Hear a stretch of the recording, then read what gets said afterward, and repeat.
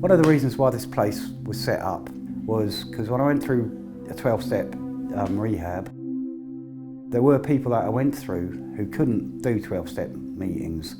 People I'd shared stories with and been vulnerable with, who had an artistic bent, who couldn't quite find where their recovery fitted. And I went to their funerals.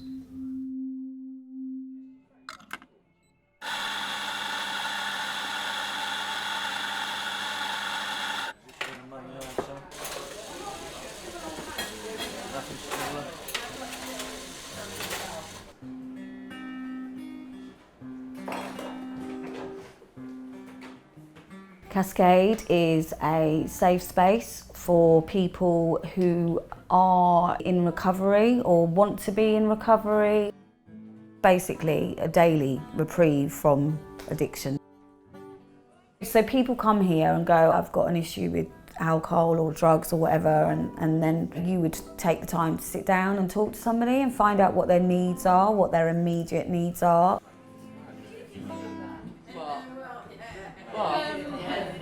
Rachel, if you need to make a call, yes. you can use my phone, but then you need the number of your friend, don't you? Yeah, I've got to bring it up though because I don't know it off the top of my head. Do you need to ring him now? Yes, please, if possible. It's an open door for anybody, and we don't say to people you can't come in because you've had a drink, or you can't come in because you've had a drug, or whatever it is. What we do base everything on is how people behave. But in recovery, especially early, you haven't got a clue what your behaviour's like, you know? It's all a learning curve. Monday and Wednesday women's meeting is my normal, and then gratitude. Are you still doing your step work as well? Yeah. Where would you be if you hadn't found Cascade? Dead. It's simple. Dead. Yeah, 100%. I'm certain of that. Certain. Absolutely fucking certain of that. I thought that was on. My stepdad was a heroin addict. He used to take me round to his dealers when I was like 3. He'd tell my mum that we were going to the park and we'd go to his dealers, and I just had this fixation that heroin would help. I just thought I was going to be a junkie. That was like my life goal from when I was 13. I get so much joy out of doing creative stuff because I never had any belief that I could do anything.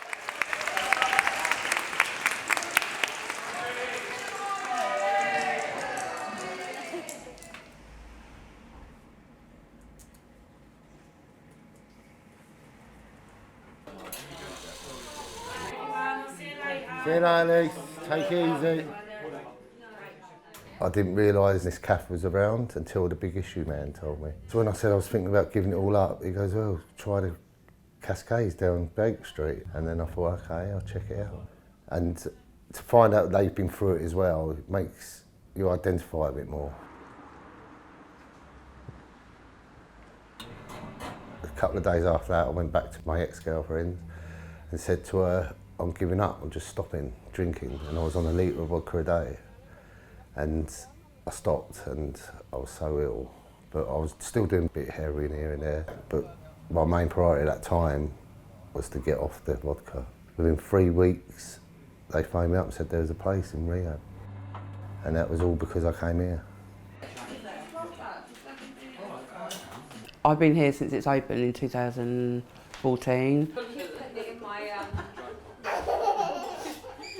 My child died, and so I had to take about 18 months away. She's only 11, and then and then I'm back now, so I've been back 2 years. But yes, it's just amazing, this place. It's just helped a lot, especially since Georgia, and Georgia's wake was here as well. So we had a wake here, and this is what they do. Like, it was just amazing, you know, having it here. I don't really remember much of it myself, but I volunteer here, and it's just how I get on with my life. We're much more than a coffee shop. When you come into recovery, you kind of start waking up because you're so numb from alcohol or drug abuse or whatever. There's stuff coming up, feelings that you've not really felt before. So in the first instance, it helped me just even to get outside in the wide world from a rehab. Why have I got 2 PM fundraiser Amaze? What's that for? Why? Because you're amazing. I come in for work and I wasn't feeling great. I'd got a heroin habit again. I was just like, I'm just going to stop it, like cold turkey it. And I just said, look, this is where I'm at. I've messed up. I'm happy to do my shift, but obviously I get it if you don't want me, you know, if I've got to go, that's cool. And the guy behind the counter, he said, well, if you're well enough to work. And I said, well, yeah, I'd like to. And he said, you like doing the shopping? Here's £20 and a shopping list, right? And I went to the shop, came back with the shopping receipt and change, and like, yeah, I knew I'd found my home. No one ever puts that trust in addicts, that doesn't happen. And they've just continually supported me and trusted me and helped me. Now I'm in a position where I can give it back.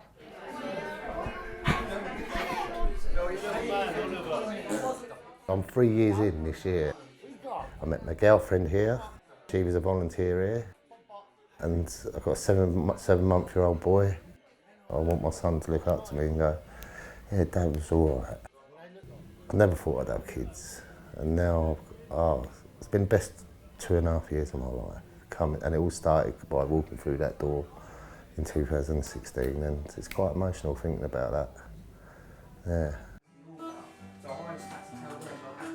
Might be hiding in the dog bowl under the seat. Oh my goodness, where did you come from? You'll be doing that all day long, won't you? It's such a beautiful, brilliant space, and there's so many people that need it. And do you know what? If it wasn't here, I just wouldn't, I can't imagine it not being here now. I've always had, I don't know, like to some extent had to hide myself, and here I don't. Like here I can be as me as I want to be. It doesn't matter where your head's at, you know that you can come here and be safe.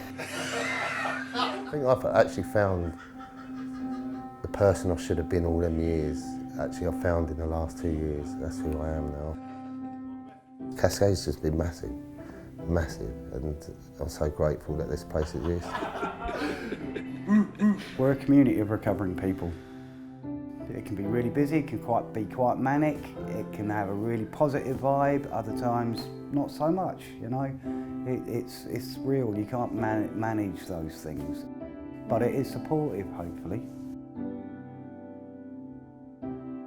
You know, there's many pathways to recovery and all should be celebrated.